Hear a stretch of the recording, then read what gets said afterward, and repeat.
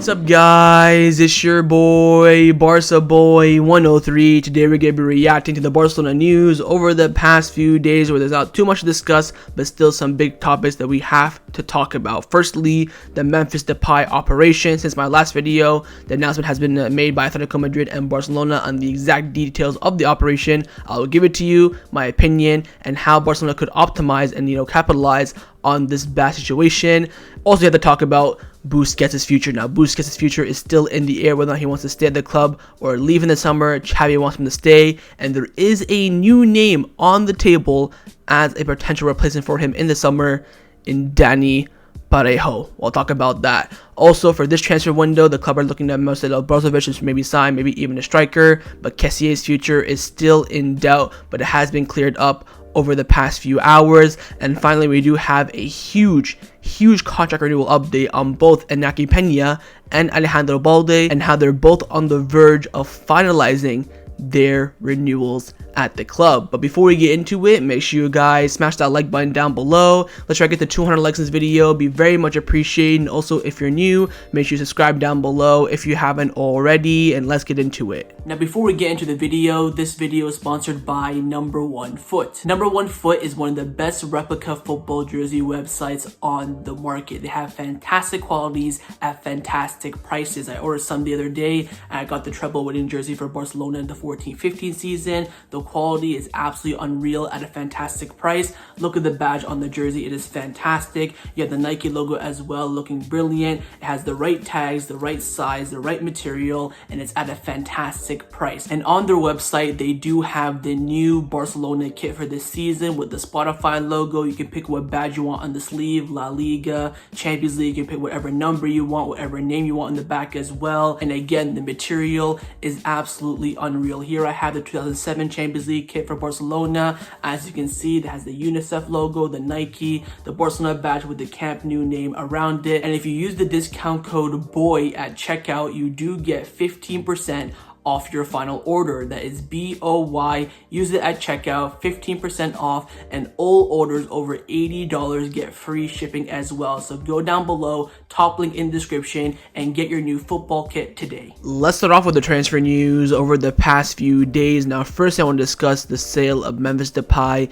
and the details behind it. Of course, I have not made a video since the official confirm here we go of Memphis, and now we have the official statement of both Atletico Madrid and Barcelona. And the official statement of Barcelona state that Barcelona and Atletico Madrid have reached an agreement for the transfer of Memphis Depay for 3 million euros fixed and 1 million euros in variables. As a package, 4 million for Memphis, which you could say is fairly cheap. I think the club could have gotten at least 10, even if they rounded it down to the last few days of the transfer window. I think Atletico Madrid would have gotten desperate, but it was Memphis from his end pushing the move and making the move happen faster. Of course, not coming to training, all that sort of stuff. But there is a plus side to the deal. The agreement also includes a preferential and non-mandatory purchase option for Yannick Carrasco. You might be wondering how much it is. I'll tell you guys in a few seconds. Now, of course, during the Memphis saga, we were offered Lamar. We said no. We wanted Carrasco. They said no. So in the end, Barcelona agreed on a price right now to sign Carrasco in the summer, and that price is 15 to 20 million euros. It's not confirmed. Everyone's some journals saying 15, some saying 20. It's all over the place. It's either 15 or 20. It's somewhere around there, which, to be honest, is a good deal for Carrasco, especially with the amount of years left on his contract. How Atletico Madrid are asking for 50 million plus Memphis to let him go. He's valued, I think, on transfer market right now about 30 to 40. So giving him for around 15 or 20 is a very good deal. So overall, you could say Barcelona made a good operation out of a bad situation. Atletico Madrid wanted a player. The player wanted to leave. Couldn't get that much money for the player since he was going to be leaving in 6 months for free anyway. So I think overall, it was a good operation. Now the question is, will Barcelona actually execute the option for Carrasco or not? Fabrizio Romano has come out saying that Barcelona have told Yannick Carrasco that there is a serious possibility that they will in fact activate the clause to sign him in the summer. However, a final decision has not been made yet. Now this is I'm getting butterflies just thinking about this, because if Carrasco's coming, someone's leaving, whether it's Ansu, Varane, Raphinha, or Dembele. Because ain't no way we're about to have 5 wingers. Ain't no way we're relying on Ansu or Varane to be a striker for an entire season to provide backup for Lewandowski. Ain't no way that's happening. We had to sign a striker in the summer. It won't be a certain German striker from Borussia Dortmund. We'll talk about that later on. If we're seriously considering signing Carrasco, I think the club are planning on selling one of those 4 wingers. Now, if you remember, about a month ago, the club told La Liga we're going to sell a player this summer for around 50 million euros to 60 million euros. That does fit, a Raphinha profile, a Dembele profile. Maybe not quite Varane, but it does fit an Ansu profile. I'm just saying. I think Carrasco is a player. He's decent. I think the age is, he's like, 27, 28 years old.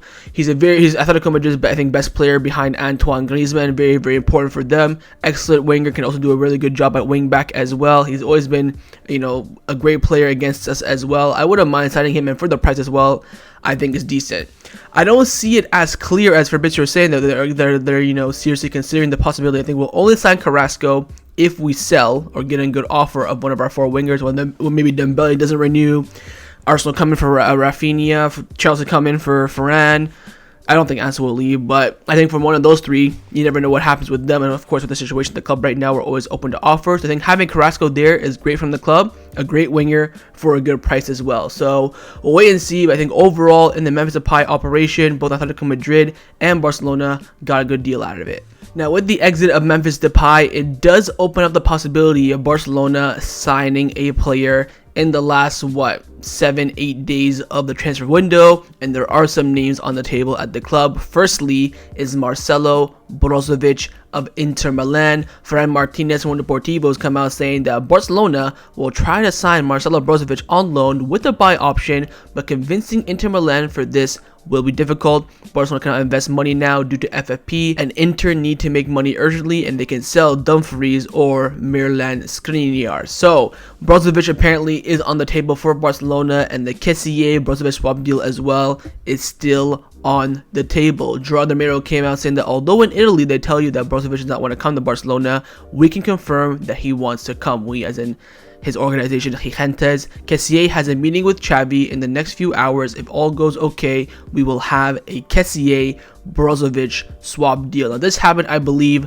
on Friday. And of course, that meeting did happen, and there was the outcome of Kessie staying at Barcelona, at least until the summer. Juan Martin from Relevo came out saying that Franck Kessie will stay at Barcelona until the end of the season. In the last few hours, the player expresses his position of staying to the club. The coaching staff also wants him to stay as well. So Kessie se queda until the summer of 2023. Well, this summer. The question now is, can Barcelona sign Brozovic this January? I don't think it's going to happen. I think he's a too important player for Inter Milan, and also Inter want money. If we offered maybe a 10 million loan fee with a 10 million buy option, so a total of 20 million euros, they would accept it. They want money straight up from Barcelona to make a loan happen. I think just a simple loan with a buy option, Inter Milan not open to that in any way, shape, or form. I think Brozovic would be a good addition to the squad as well. He can play that pivot, he can play there when Busquets is not fit. He can play there when Franck is not fit. And also, you could say, I'm really risky to saying this, but maybe a little bit of an upgrade on Busquets as well. He's more tenacious. He's, more mobile than Busi. I think Busi fits the system better than Xavi wants to play. Spraying out the ball, making those interceptions, reading the game as well. But Brozovic, more tenacious, so I think he can provide something different for sure. But we'll wait and see. I think a January move is very difficult, and of course in the summer there'll be other objectives. But in the world of football, you just never know. Now, along with Brozovic, there are other midfielders that Barcelona are keeping a close eye on for the next Mercado in the summer of 2023. One of them being Ilkay Gundogan, who will be a free agent. There are reports coming in from England saying that Barcelona have shown interest in signing Ilkay Gundogan on a free transfer at the end of the season. Now, when I first saw this, I'm thinking, I think Gundogan would be a good option to have in the team, part of the squad. He can play some of the rotation matches, even become a starter in a double pivot. You can then loan out Pablo Torre to, maybe a lower team in La Liga or top team in the Segunda to get first team minutes week in, week out. That could be a good option. Sign Gundogan on a 1-year deal plus 1-year option and see how he does. Not a bad thing. But then Gerardo Romero came out saying that there is nothing concrete about Ilkay Gundogan to Barcelona at the moment. Jose Alvarez from El Trinquito TV came out saying it was a done deal already, that it's already signed, that Gundogan wants to come to Barcelona for a new chapter and also for family reasons as well. But then Jordan Romero came out shutting that down completely, and then even more shut down on Jose Alvarez. Sam Lee from The Athletic came out saying that Barcelona are among the clubs who are inquired about Ilkay Gundogan, but there's no agreement as of now. Gundogan is actually currently in talks with Man City over a contract extension. So there is negotiation happening right now between Gundogan and Man City. A contract extension, a renewal is still possible. But if he doesn't renew, I think a move to Barcelona is definitely on the table. You're getting a quality midfielder. You could say yes at the end of his career, 31, 32, but can still do a job for a year or two. A little bit of a rhyme there, but I think this is, a typical Barcelona signing, someone with experience to come and bolster that midfield. Of course, with the lack of options and the lack of money at the moment, Ilkay Gundogan does not look like a bad signing, and also he's very, very good player as well. So wait and see. Keep an eye on this. I think Man City and Gundogan will talk probably over a renewal for the next month. Once we hit the end of February, if he hasn't renewed yet, I think Barcelona will slowly but surely start to start negotiating with him, because of course he's free to negotiate with anyone outside the Premier League right now. It's perfectly legal. So keep your eyes on Gundogan, but at the moment it's not as concrete as some people are making it out to be. But a midfielder that Xavi has been keeping a very close eye on and is highly considering his signing and making the recommendation to the board is Dani Parejo. Now, Jordan Romero was talking about, the Kessie Brozovic swap deal on his live stream. Then he came out of nowhere saying Barcelona have identified the midfielder they want to come in case they cannot get Zubimendi. We do have a backup option. He's world class. He's great quality. It's not Kimmich. People were like, oh, is it Enzo Fernandez? He says, no, he plays in La Liga. And then he came out saying the player is Dani Parejo of Villarreal. He is an option for the summer. Xavi would like to have him as a pivot for 1 or 2 years if Busquets leaves. This, for me, tells me something very, very clear. The club, Joan Laporta, Rafael Uste, Mateo Alemán, Jordi Cruyff, Xavi, his brother Oscar, and his other assistant Sergi Allegri are all desperate to keep Busquets for 1 more year. I'm now thinking that Busquets might renew for a year. The club are desperate simply on the fact there is no feasible and affordable replacement. Of course, everyone wants Zubimendi, but for 60 million euros, which apparently the club does not have to spend, they can't do it. Dani Parejo is a cheap option for 1 or 2 years who can do a job if Busquets decides to leave. So of course, if Busquets decides to stay, no Dani Parejo whatsoever. We'll stick with Busquets and Nico for next season. But if Busquets says, hey, I want to leave, I've done my time here, want a new life, new chapter, the club will go for Dani Parejo. We should have done this back in 2016, 2017 when we were linked with him, not now in 2022. It's same thing with Hector Bellerin. We should have got him back in his prime in 2014 or 2013, not now. I'd rather sign Bellerin than Semedo at that time in 2017, 16, wherever the case may be.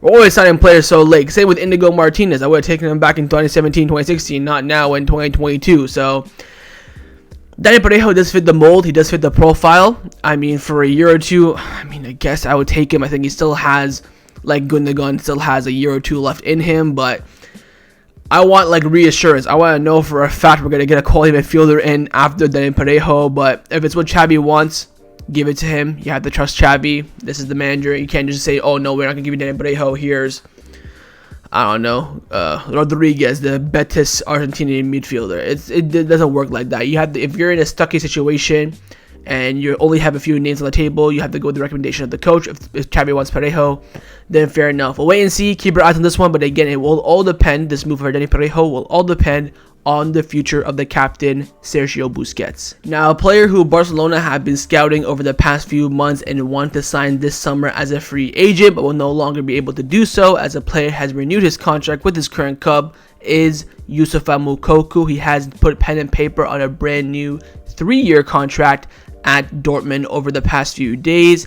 So that's him not coming this summer, but just wait in 2 years when he's going to be a free agent again, and when he has 1 year left of his contract, the rumors will be coming back flying. Now, Sport 1 in Germany have come out saying that Youssoufa Moukoko's agent repeatedly insists on having a release clause in his new contract until 2026, especially for his dream club, Barcelona, but Borussia Dortmund did not agree to it. In the end, Moukoko took the 3-year deal without the release clause in it. So Barcelona's his dream club, eh? I mean, he could have came now. What's wrong with, being an understudy for Lewandowski for a year or two and then taking the roles from him? I get it. Dortmund right now guarantee you first team game time week in, week out in the Champions League, in the Bundesliga. I understand that, but why not just come now? You know what I mean? But anyways, we'll see in the future from Moukoko. His dream club is Barcelona. We're desperate for a striker. He has one year left of his deal. I think we'll be all over this in the future for sure. Moukoko has a great future ahead of him, but of course, he has to continue that. He has to go out there for Dortmund, score goals, create chances, keep those numbers up. And I have no doubt in my mind, if he does keep those numbers up, Barcelona will come back knocking. Let's now discuss the players who have been rumored to leave Barcelona over the past few days. Just one rumor, and that is a player that is currently out on loan, Sergino Dest. Now, this is coming in from Ben Aid, who is very, very close to Dest, in the sense that he actually told Dest to release a video message saying goodbye, then posted it on his channel, starting off by saying, "Hey Ben Aid," or it's crazy. Anyways, Ben Aid came out saying that AC Milan want to keep Sergino Dest, but they want to negotiate the current buy option of 20 million euros. Whatever, just take him. We got like about 8,000 players coming back on loan. The less we got to deal with it, the better. I think the club will take 10 million plus 5 in add-ons. I think if we get anything, if we go lower than double digits, we're getting robbed. I think at least Dest is valued at 15 million. Yeah, we bought him for 26. Take a hit, 10 million, whatever. That's fine in my opinion. But going under double digits for me is crazy. If AC Milan want to keep him, that's fine. Pay a little small fee for a promising right back who could provide some good cover for the current starting right back at AC Milan. I think that's a fair deal. So I'm not now worried about the Dest coming back to Barcelona and us having to work hard to try and sell him. AC Milan want to buy him, which of course is good news, but they do want to negotiate the current buy option price. Now, with there being around 8 days left in the transfer window and Barcelona do have an option, do have a spot to sign a player, a sale right now for some players is still not ruled out, but it is ruled out for a few players, and those few players are Eric Garcia, Raphinha, and also Hector Bellerin. Fernando Polo from Deportivo came out saying that Raphinha, Eric Garcia, and Hector Bellerin are not expected to leave by the end of January. Firstly, on Bellerin, he is disappointed after being left out of the 2 Super Cup squads, but he's not thinking about leaving. He has offers from Italy and other countries, but wants to stay in Spain. And Real Betis already have 2 right backs at the moment. Now, there have been reports also that Southampton and Everton have made inquiries and made offers for Bellerin, but he has rejected them all, and Barcelona want him to stay until the end of the season. Then once the end of the season comes, he can leave as a free agent, and then we can sign a suitable replacement. The coaches also insist that Raphinha and Eric Garcia will be crucial for the rest of the season. Both of them won't be leaving as well. Raphinha joined Barcelona over other clubs and wants to succeed here. Now, of course, Xavi after the match yesterday against Getafe came out backing Raphinha, saying that, oh, he's a fantastic player, he plays well, blah, blah, blah. Eric Garcia is really loved around the club. He's also a great center back, just needs to work on his 1v1 defending and he'll be fine. Of course, Bellerin is the one player here that does not have a future at Barcelona. I think Raphinha and Eric Garcia do. I don't think there will be a club that come in for Eric Garcia, but Raphinha, there's always an option. I think in the summer, a big comes in, 40 million, the club will evaluate it, and then you can say, oh, sell Raphinha for 40, buy Carrasco for 15, bada bing, bada boom, we're making money, we're coming back, boys. So I think Raphinha does have a future. I know, in the summer he fought off, Chelsea and all this other interest to join Barcelona. He made sacrifices in terms of money, in terms of, a lot of things. I don't think he'll be giving up his future that easily in only a year. Same with Franck Kessie as well, to be honest. So we'll wait and see. I think, again, Bellerin will leave, but I think Raphinha and Garcia do have big futures at Barcelona if, of course, they perform on the pitch. Let's now discuss some contract renewal updates around the first team at Barcelona. We have 2 updates, and they're both renewals that are on the verge of completion on Inaki Pena and also Alejandro Balde. Both reports coming in from Fabrizio Romano. First on Inaki Pena, he's come out saying that talks are already at the final stages for the contract extension of both Inaki Pena and Alejandro Balde, with Inaki Pena's renewal being finalized. According to Romano and also Matteo Morito, Inaki Pena's renewal is done. He has signed it. An official announcement should be coming in the next few days. Barcelona are very confident about completing the extensions. Barcelona consider Alejandro Balde as a very important part of both the present and the future. On Inaki, we expected it. I'm very happy about that. I think he can be a good backup goalkeeper. I don't think he'll get his chance in the first team in the next year or two. I think learn from Ter Stegen, and then once Ter Stegen, hangs up the boot, he'll get his opportunity, and I think he does have a bright future at the club, so I'm very happy to keep him. On Alejandro, he's one of the best left backs in the world on current form. I think keeping him is very, very crucial, and I think he does have a fantastic future ahead of him. I am very, very happy and satisfied about both these renewals, and that's both renewals off the table now for Barcelona. They can now focus on Busquets and Marcos Alonso, and Ousmane Dembele. Of course, Dembele's renewal this summer will be very, very important. So, very, very happy about this. The club being proactive. I love this. Hopefully, they continue to do this more often. So, Inaki Pena's renewal is done. Alejandro Balde, we're almost there. Now, the final topic that I want to discuss before I end off this video is give you guys an update on the FFP financial fair play situation currently at Barcelona. Now, of course, we have sold Memphis. The question now is, do Barcelona have the wage capacity and finances to sign another player this January? Whether it's a striker, midfielder, right back, left back, center back, wherever the case may be, can Barcelona sign someone else? Now, Fernando Polo from Mundo Deportivo came out saying that Barcelona are waiting to know the FFP margin they have to decide their next steps. Brozovic is still an option, and the club also want to register the new contract of both Xavi and Araujo. La Liga are expected to give their verdict soon. As per the new regulations of La Liga, clubs exceeding their salary limits will only be able to invest 40% of their earnings for transfers in January. With the exit of Memphis Depay, Barcelona will be able to invest only 3.8 million in signings. Now, according to Gerardo Romero from Gigantes, of course, he came out saying that with the departure of Memphis Depay, Barcelona are able to save around 11 million euros in financial fair play, 8 million for his salary, 3 million for his transfer fee, except of course excluding the 1 million euro in his variable. So 40% of that, you're looking at 3.8 million for the club to spend on a signing. That could be a loan, striker for 6 months, pay his wages, that should be enough. Or maybe you can sign a free agent, pay his wages, that should be enough. Now, Fernando Polo says here La Liga are expected to give their verdict soon, and they have given it, and it's coming in from Juan Marti. He's come out saying that within the club, there's now pessimism re the possibility of signing a Memphis replacement.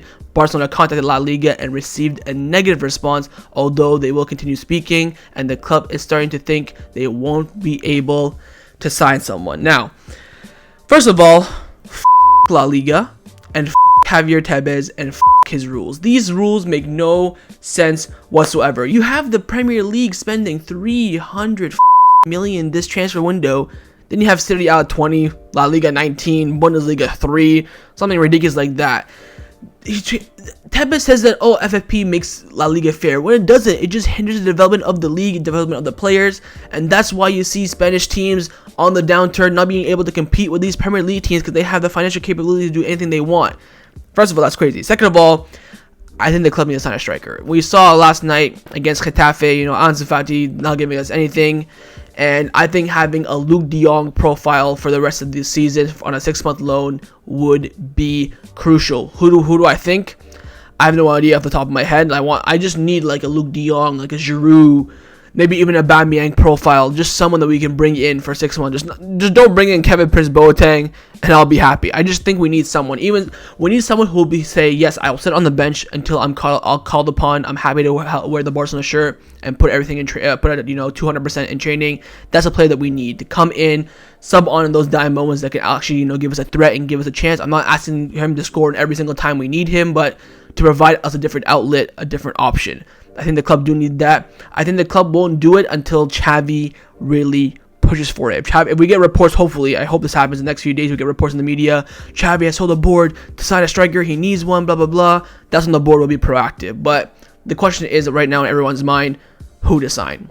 I don't know. If you give me a list, I'll pick someone, but it's not my job to pick the list. It's their job to pick the list and provide it for Xavi. So we'll see. If I were to bet, I would say we're not going to sign anyone, although I think we should. I think Xavi's been very positive in the press conference saying that, I'm very happy with the squad, even with Memphis leaving, so I don't think the club will do anything, and although I don't know if they can do anything, but until the Mercado shuts, you never know. Barcelona have done deals in 1 hour before. We've seen it with Aubameyang, how 1 minute it's not going to happen, it's dead. It goes quiet for half an hour, then half an hour later, it's a done deal, he's terminated his contract, like we saw in the documentary, so anything could happen in the Mercado. But as of this current moment, the club are not planning on signing a player this January due to the lack of FFP margin from La Liga. So that was my reaction to the Barcelona news over the past few days. Hope you guys enjoyed this video. If you did, make sure to leave a like, and of course leave me your thoughts down below in the comments on everything we discussed. The main thing I want to first see, of course, is your thoughts on the entire Memphis Depay operation, with of course the option that we do have Carrasco to buy in the summer. What do you think about the transfer fee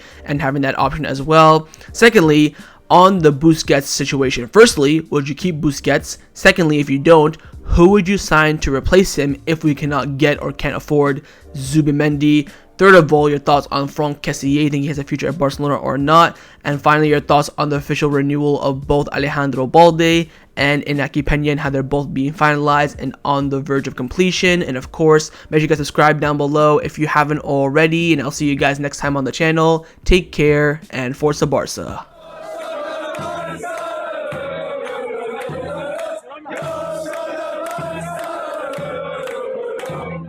Yeah.